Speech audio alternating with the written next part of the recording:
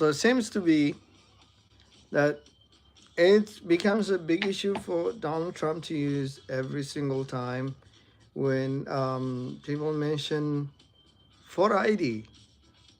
What I don't understand, what is the significance of actually implementing photo ID other than just do it, just do the thing, because everybody got a driver license. Show your driver license to everybody. Let's just vote. That's my whole point. So let's vote. All right. So what is this guy YouTuber?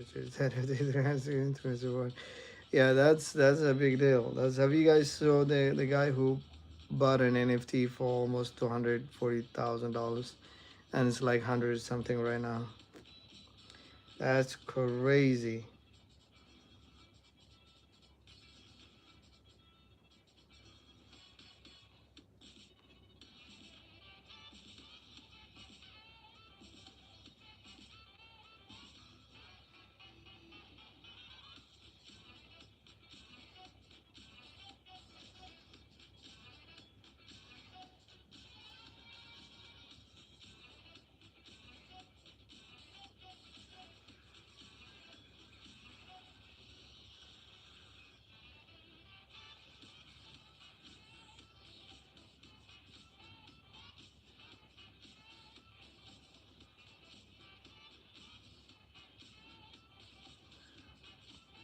So because of that, let's see a couple articles today.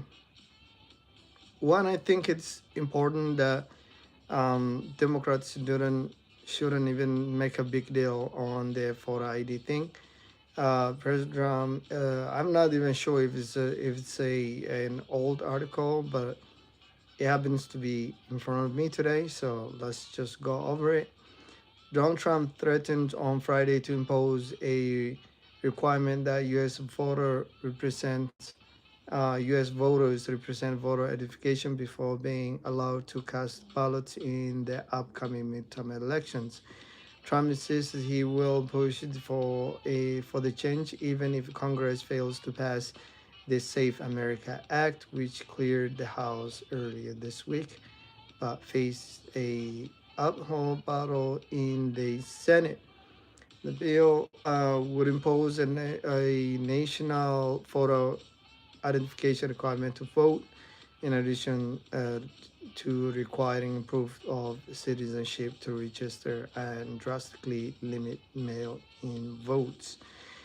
I, I'm okay with that. Stop mail-in voting and let's show our IDs. I don't see a big deal. So if you insist that this shouldn't happen, the wrong people are gonna use it against you, and it's kind of logic that everybody should bring their ID when they're voting. You know what I mean? It's just, hey, who are you? Tell me that you're a citizen before you vote. So it becomes a common sense in that case. There will be a voter ID for the midterm elections, whether approved by Congress or not. Trump posted while onboarding Air Force One on Friday afternoon after speaking to troops at Fort Bragg. Also, the people of our country are insisting on citizenship and no mail-in ballots, with exceptions for military, disabled, illness, or travel. The president added falsely, uh, since he since there is no popular majority for banning vote by mail. In fact, polling conducted last year showed the exact opposite. 58% of Americans favor allowing any voter to cast their ballot by mail if they want to. Trump's efforts to impose voter ID requirement are likely to face immediate legal challenges as the U.S. Constitution leaves the conduct of elections to the states. The president, however, claims to have reached the depth of legal arguments not yet articulated or vetted on this subject. and will be presenting on irreversible one as one allow would allow the federal government to take unprecedented control of elections run by the states. But in second post during his flight uh, to his resort, he offered more hyperbole than facts in long. All right, as long as people are showing the IDs, I don't see a big problem with that, honestly. We cannot let the Democrats get away with no voter ID any longer. They are horrible, disingenuous cheaters, Trump wrote. How is that cheaters? Literally, everyone who votes is a U.S. citizen. But I have no problem with everybody showing their ID at the same time. It's like, hey, let's bring our IDs the day we vote. It makes a lot of sense. It shouldn't be something that people take sides on. If we cannot get it through the Congress, there are legal reasons why this scam is not permitted. I will be presenting them shortly in the form of an executive order, Trump added. That the problem with that is, what if the Republicans lose this election and the next presidential election, and whoever gets elected um, pushes their own ideas and says, "Hey, yeah, Congress can okay, you know what? Let them not bring it as a executive order, and I'll just go on my way." Or the next president, if he becomes a Democratic president, attacks every red state, just like Trump is doing right now, right? Then we literally have unprecedented conditions uh, in the country.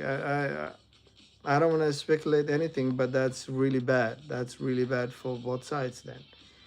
Then the good thing to do is let both sides stay in their lane, be presidents whenever you're elected, whether you're a Republican or a Democrat.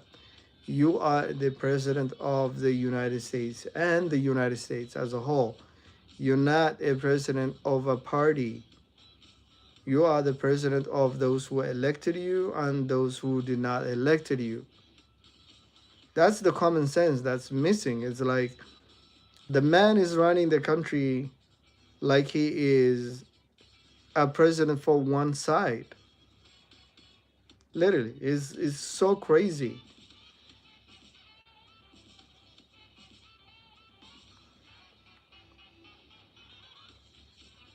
That's insane.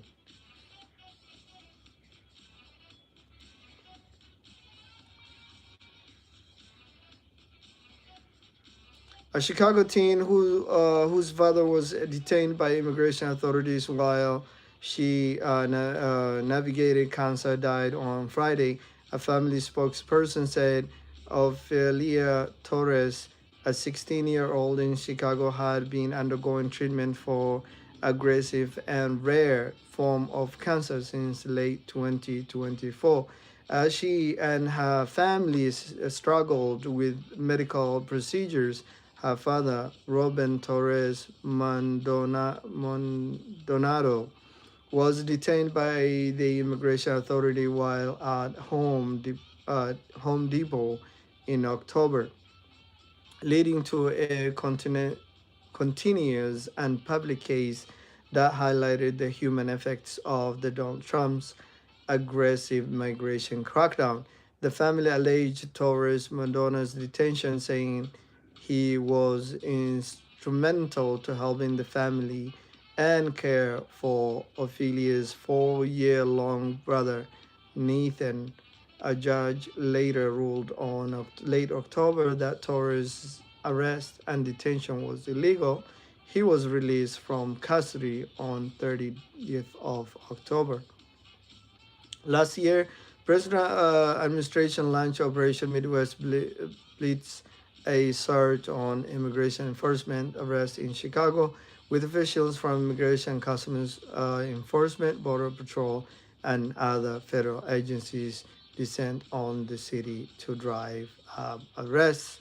Torres Maldonado was arrested by authorities and detained in immigration jail aimed on the operation of Villiers had been enjoying a temporary break from treatment for stage 4.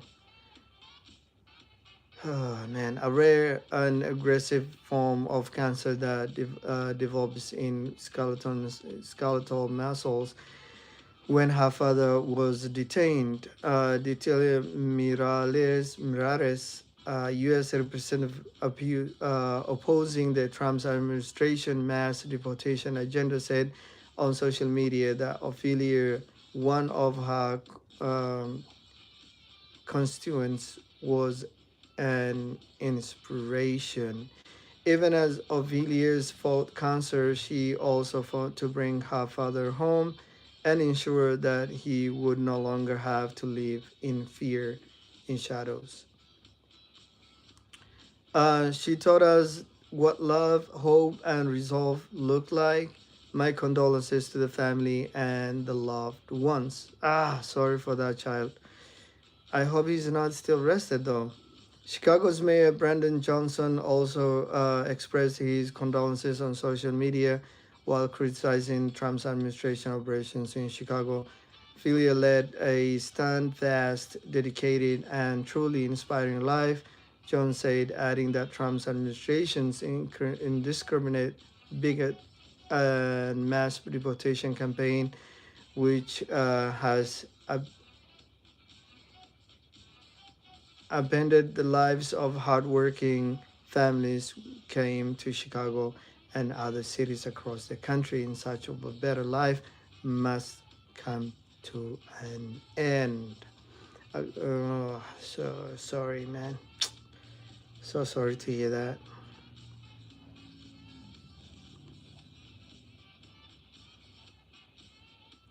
Some of these families have illnesses, and once their loved one is arrested, it makes it even harder for them to survive, to be honest with you. It's like, how do you even survive something like this? It just becomes impossible. It's like a trauma for the second time.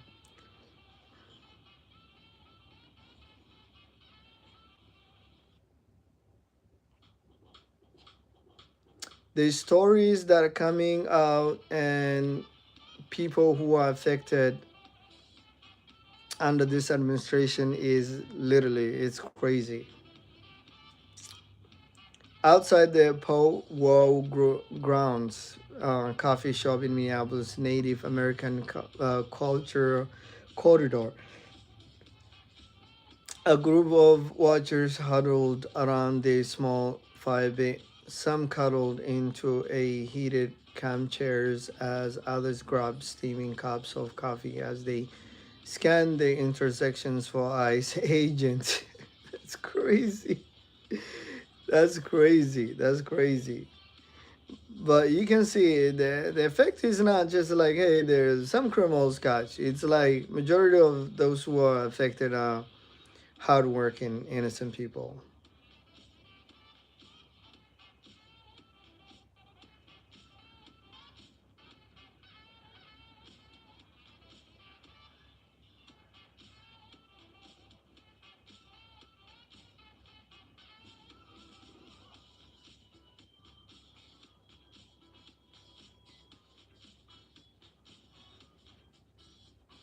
All right, all right. What else do we have today? Sorry, that kid. Sorry.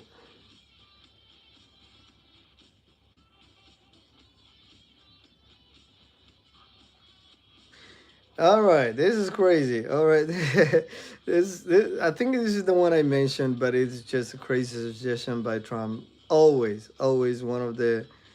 I don't know. I don't know. Does this guy know he will? Somebody else will become the president of the United States, regardless whether he likes or not. I do not understand that.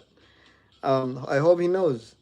Donald Trump suggests on a conservative podcast released on Monday that Republican state officials take over and nationalize elections in 15 states to protect the party from being voted out of office.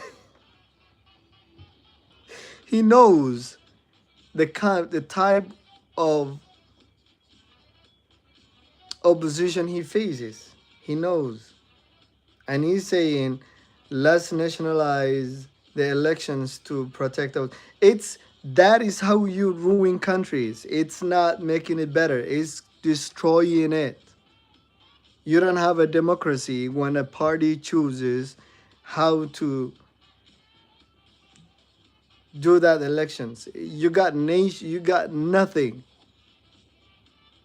Trump framed the issue as a meaning to prevent undocumented migrants from voting. Yeah, he would use that, but what he means is the Democrats. He doesn't want them to vote, claiming that non-citizens are voting in numbers that can affect an election. Um, are lies, and that's crazy. But raised concerns about potential efforts by the president to rig the November midterm elections, and that's the big word. The whole reason why he's doing this is to rig the election, nothing else. His whole point is to destroy the country. Remember, it depends on these people and how they behave. That is the future of the country. If Hitler wasn't elected, Germany wouldn't have been the Germany that we currently know. It wouldn't. It wouldn't have taken the hateful position it took, the massacres it conducted. It wouldn't have done that without that one man becoming the leader of the country and convincing all his supporters that these are bad people, but we are the good ones. Remember, that's the evil of all, that's where everything starts. Is when somebody becomes the president and tells you, we're the good ones. You know that, right? Yeah, but they're the bad ones and they don't deserve to be here. That moment is the moment you got nothing. Trump said that immigrants were brought to the United States to vote, and they vote illegally, and that you know it's real. It's amazing that the Republicans aren't tough on it. The Republicans should say we want to take over. We should take over the voting in at least many 15 places, as many as 15 places. The Republicans tough to normalize the voting, to normalize the voting. That's the crazy part.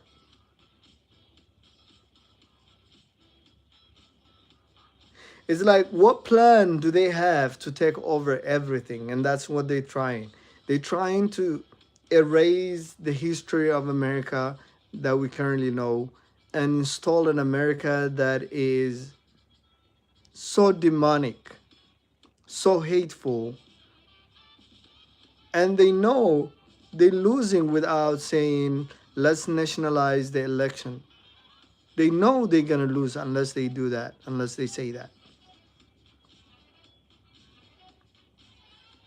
We have states that are so corrupt and they are counting votes. And we have states that I won and show that I did not want. It's everything is about him and him winning and becoming the person. It's about him. He's the picture. He's the mirror. He wants to. He wasn't wrong when he said he's going to take revenge when he becomes a president, and exactly that's what he's doing. And you can see, like, unless I won the state, that state cannot stay in a power anymore. Cause guess what? I won those states, but they show I did not win. So how is that possible? Let's nationalize the elections in this 15 states. You have a mess. We have So basically, that's what he's saying. It's like I went, and Georgia is specifically special to him because That's why he's going to be impeached. Now you're going to see something in Georgia. See that, where they are going to get with court orders to ballots. It's everything is about him. He's gotta be in the picture in some way. Okay? The man that this country elected twice, claims that, oh, some states do elected me, but somehow he showed complete lie and destructive behavior. It's not a behavior you expected from somebody who can sit down soon to be the former president. Somebody that can be respected by both sides, both parties, right? But is a man who wants to take over everything, is a man who's ready to destroy lives, is a man who's ready to destroy country. He is a man who does not care what happens. And people are listening to him because they kind of know, those who are listening to him, they want, that is exactly the America they want. They want America where Jim Crow is normal. They want America where they have slaves and they own people. They want America that they are superior and everybody else is nobody.